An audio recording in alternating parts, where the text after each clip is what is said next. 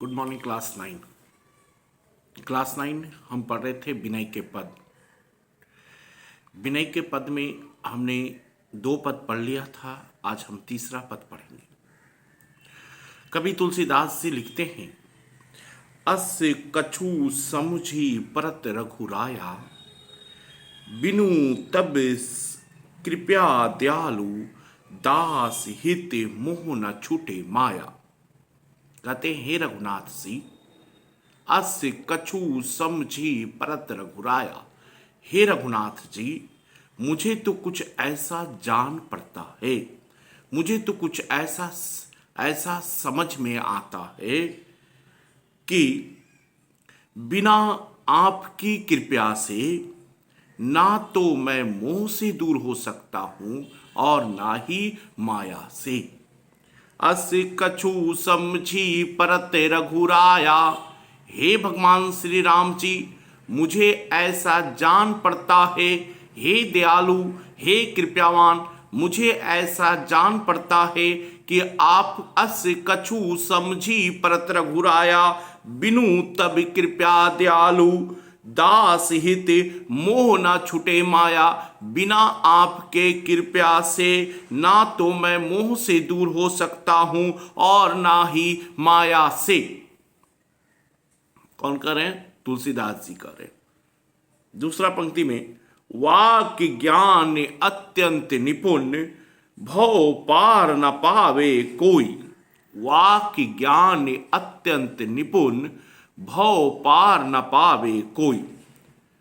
तुलसीदास जी कहते हैं कि कोई मनुष्य मौखिक ज्ञान में अत्यंत निपुण होने से, कोई भी मनुष्य को मौखिक ज्ञान में अत्यंत निपुण होने से संसार रूपी सागर को पार नहीं कर सकता है। वाक्य ज्ञान का मतलब होता है मौखिक ज्ञान। मौखिक ज्ञान में अत्यंत निपुण होने पर से वो संसार रूपी सागर को पार नहीं कर सकता है। उदाहरण क्या दिया है कभी? निसी गृह मध्य दीप की बांतना, तम निर्मित नहीं हुई। रात के समय, उदाहरण देते हुए कभी तुलसीदास से लिखते हैं कि रात के समय घर में दीपक की बात करने से अंधकार का विनाश नहीं हुआ करता है। रात के समय दीपक की बात करने से घर में अंधकार दूर नहीं होता है, अंधकार का विनाश नहीं होता है। उसी तरह अगर सिर्फ मौखिक ज्ञान से हम ईश्वर को प्राप्त नहीं कर सकते हैं, संसार रूपी सागर को हम विनाश नहीं कर सकते हैं। संसार रूपी सागर को पार हम नहीं कर सकते हैं सिर्फ मौखिक ज्ञान से। जिस तरह रात के समय अगर सिर्फ दीपक की बात करते हैं तो अंधकार नहीं मिट सकता है। दूसरा उदाहरण कभी क्या दिया है? जैसे कोई एक दिन दुखित अति असनहीन दुख पावे। जैसे कोई गरीब व्यक्ति, कोई निर्धन व्यक्ति बिना भोजन के दुख पा रहा है। जैसे कोई एक दिन दुखित अति असनहीन दुख पावे। जैसे असन मतलब होता है भोजन, असन का मतलब क्या होता है? भोजन।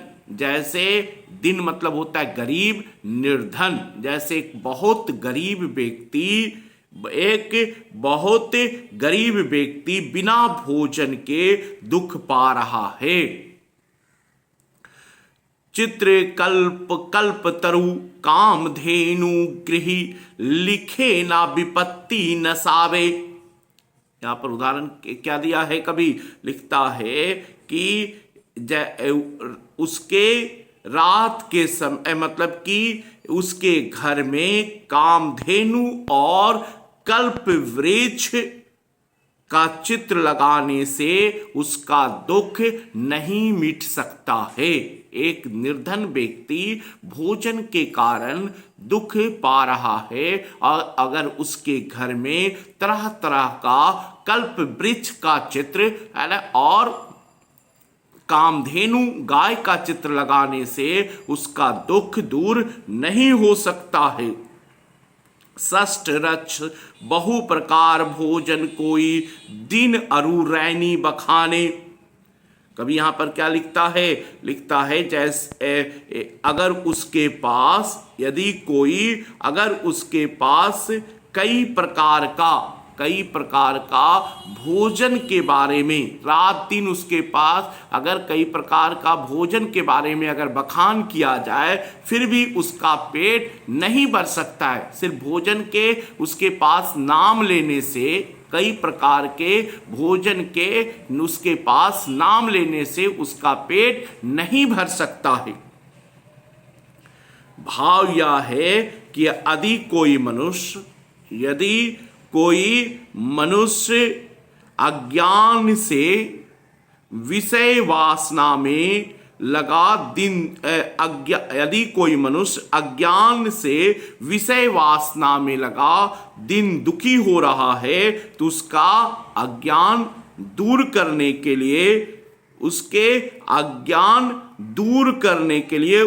घर में ना गणेश सरस्वती आदि चित्र टांग दिए जाए तो क्या हो सकता है। अगर वो अज्ञान है, अगर उसके अंदर ज्ञान नहीं है, लेकिन सिर्फ उस सरस्वती गणेश के चित्र को टांग देने से उसके अंदर ज्ञान नहीं आ सकता है।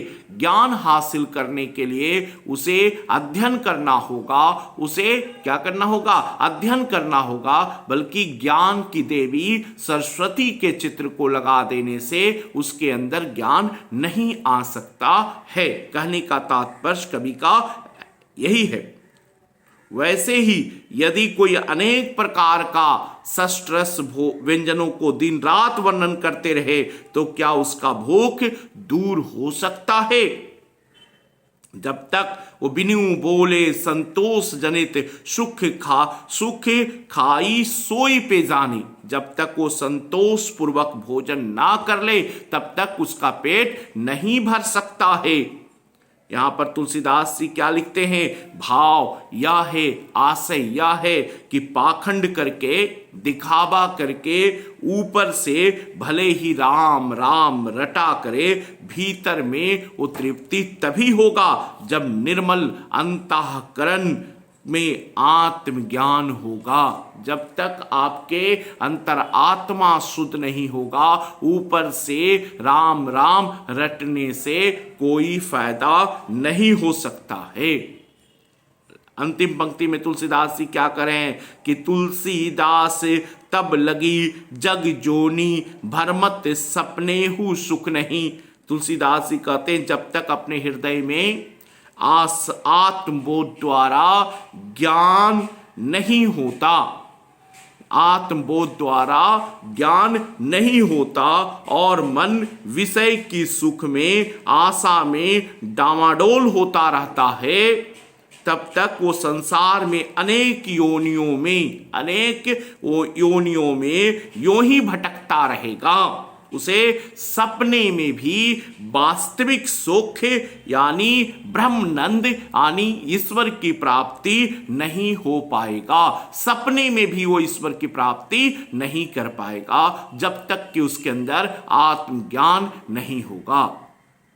तो तीसरा पद भी हमने पढ़ लिया है। नेक्स्ट क्लास में हम चौथा पद आप लोग को पढ़ाएंगे। ये विनय का पद क्या हो जाएगा, खत्म हो जाएगा। Thank you.